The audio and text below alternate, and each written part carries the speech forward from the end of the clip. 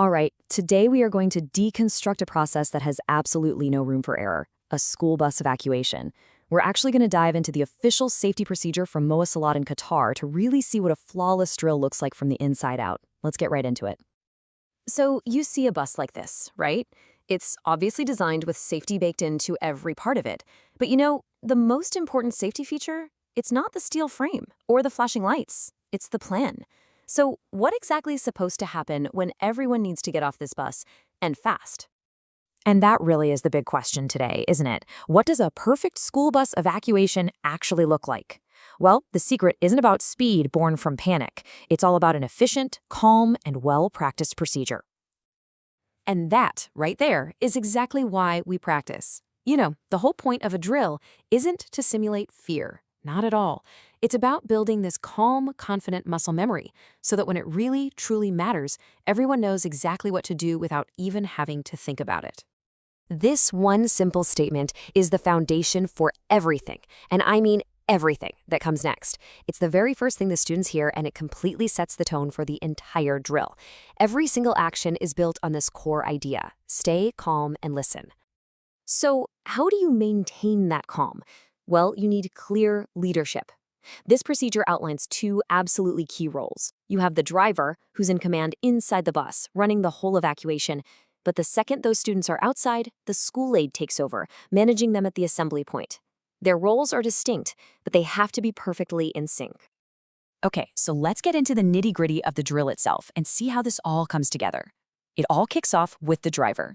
Their very first moves set the stage for safe and successful evacuation. From the driver's point of view, the procedure has to be precise. Before a single student even thinks about moving, the driver has to completely secure the vehicle, and that involves a really clear four-step process. And it's this super simple but really logical sequence. First, stop in a safe spot. Second, slam on that parking brake so the bus isn't going anywhere. Third, kill the engine. And fourth, flick on the hazard lights to warn everyone around. Each step just methodically ticks off a potential danger before anyone even stands up. Okay, the bus is secure. Now, what the driver says is the next critical tool. Just listen to the command here. It's calm, it's clear, and it's authoritative. It tells everyone exactly what to do and what to expect. No chaos, just pure order. Remain seated, do not panic. All right, now for the main event, getting the students safely off the bus. And once again, the big theme here is control. Clear commands are what lead to controlled, safe movement. This next rule, it's completely non-negotiable. Leave all bags behind. And you might wonder why, right? Well, it's simple. Bags block the aisles, they slow people down, and they're a huge tripping hazard. Leaving everything behind makes sure that the exit path stays totally clear, which makes the whole thing faster and safer for everyone. So as the driver starts calling out each row, the process begins. That empty aisle you see, it becomes a clear, direct path right to the front door, which is the single, safe exit point for this particular drill. And you can really see the orderliness here. There's no pushing from the back, no one is crowding the aisle. It's just a systematic, row-by-row flow.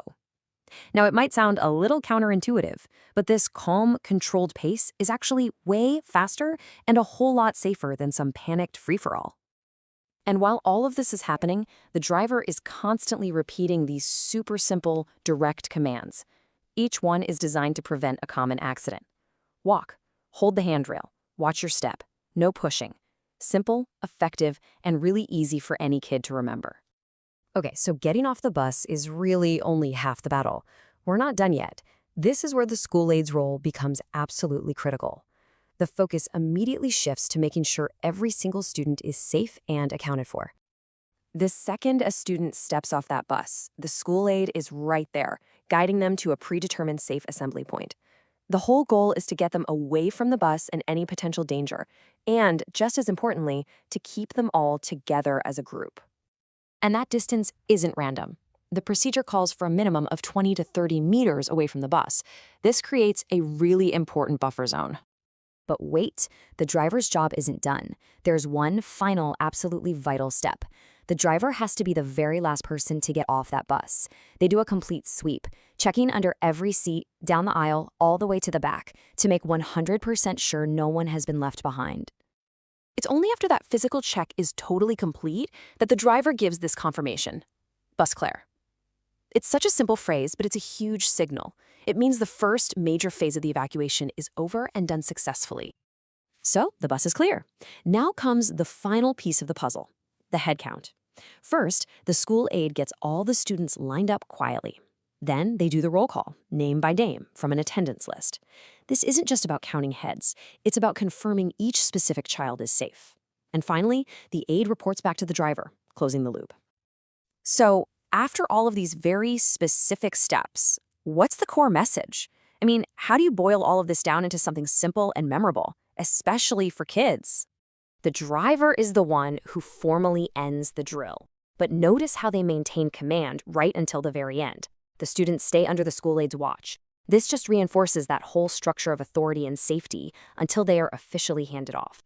This whole detailed procedure, it really just comes down to 4 simple, powerful rules. Stay calm, listen, walk, and line up.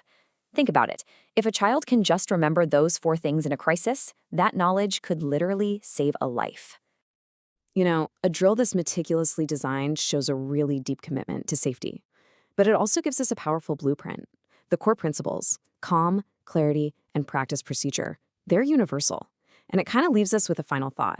How can we take this exact same blueprint and apply it to every other safety drill, whether that's at school, at work, or even at home?